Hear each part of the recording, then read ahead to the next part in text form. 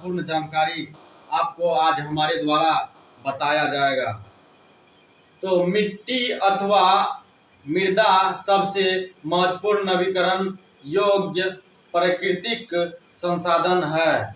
यह पौधों के विकास का माध्यम है जो पृथ्वी पर विभिन्न प्रकार के जीवों का पोषण करती है। मृदा एक जीवित तंत्र है। कुछ सेंटीमीटर गहरी मृदा बनने में लाखों वर्ष लग जाते हैं। मृदा बनने की प्रक्रिया में उच्चावच जनक सेल अथवा संस्तर सेल, जलवायु, वनस्पति और अन्य जैव पदार्थ और समय मुख्य कारक हैं। प्रकृति के अनेकों तत्व जैसे तापमान परिवर्तन, बहते जल की क्रिया, पवन, हिम नदी और अपघटन क्रियाएं आदि मृदा बनने की प्रक्रिया में योगदान देती है। मृदा में होने वाले रासायनिक और जैविक परिवर्तन भी महत्वपूर्ण है। मृदा जैव, ह्यूमस और अजैव दोनों प्रकार के पदार्थ से बनता है।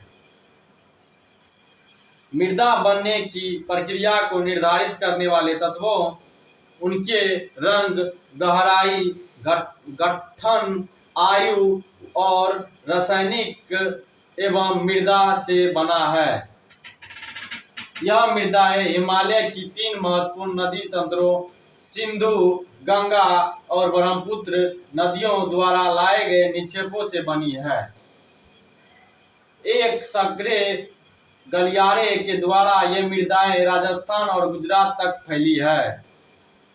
पूर्वी तटीय मैदान विशेषकर महानदी, गोदावरी, कृष्णा और कावेरी नदियों के डेल्टे भी जलोढ़ मृदा से बने हैं। जलोढ़ मृदा में रेत, सिल्ट और मृत्तिका के विभिन्न अनुपात पाए जाते हैं। जैसे हम नदी के मुहाने से घाटी में ऊपर की ओर जाते हैं, वैसे मृदा के कणों का आकार बढ़ता है।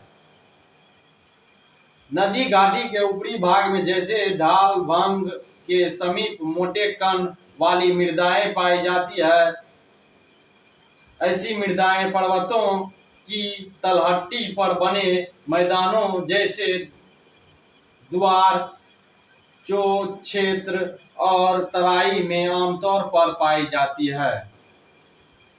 कणों के आकार या घटकों के अलावा मृदाओं की पहचान उनकी आयु से भी होती है। आयु के आधार पर जलोढ़ मृदाएं 2 प्रकार की है। तो पहला है पुराना जलोढ़, जिसे बंगर के नाम से नामांकित भी है वह, और नया जलोढ़ जो खादर के नाम से भी उसको जाना जाता है। बांगर मृदा में कंकड़ ग्रंथियों की मात्रा ज्यादा होती है। खादर मृदा में बंगर मृदा की तुलना में ज्यादा महीन कण पाए जाते हैं। जलोढ़ मृदाएं बहुत उपजाऊ होती है। अधिकतर जलोढ़ मृदाएं पोटास, फास्फोरस और चूनायुक्त होती है, जो इनको गन्ने, चावल, गेहूं और अन्य अनाजों और दलहन फसलों की खेती के लिए अन्न उपयुक्त बनाती है। अधिक उपजाऊपन के कारण जलोढ़ मृदा वाले क्षेत्र में गहन कृषि की जाती है और यहाँ जनसंख्या घनत्व भी अधिक होता है। सूखे क्षेत्रों की मृदाएं अधिक क्षेत्रीय होती है।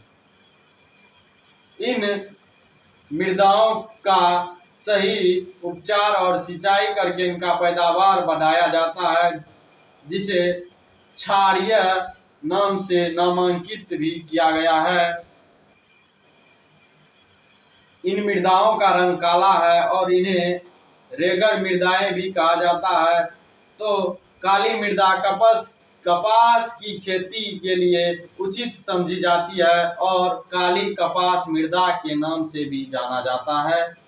यह माना जाता है कि जलवायु और जनक सेलों ने काली मृदा के बनने से महत्वपूर्ण योगदान प्रदान किया है।